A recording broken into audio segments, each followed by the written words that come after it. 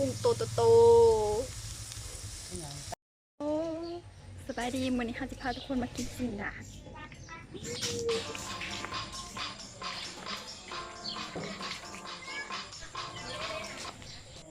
ซึ่งนี้ก็จะแม่นน้ำซุปน้ำแจ่วแล้วก็เครื่องปรุงต่างๆเนาะ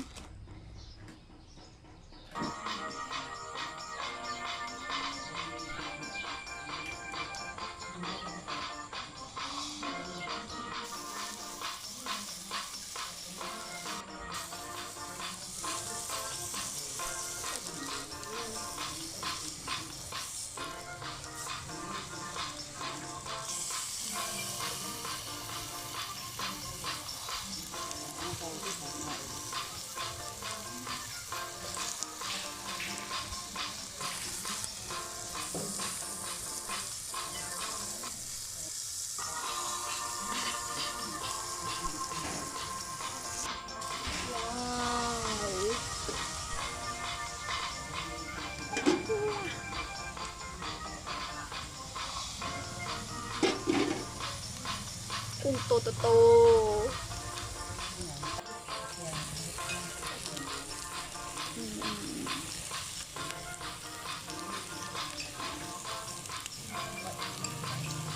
น้ำมันยั่วๆ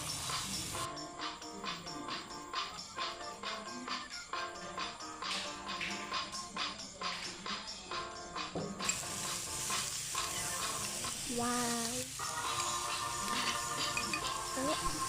มันเดือดแล้วใส่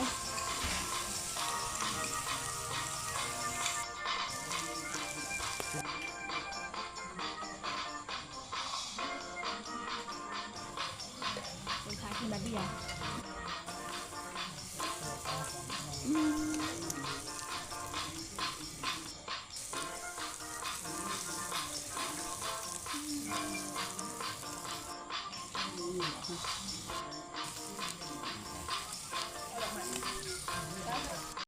ถ้ามาคลิปนี้ก็อย่าลืมกดไลค์กดติดตามให้แน่เด้อบ๊ายบาย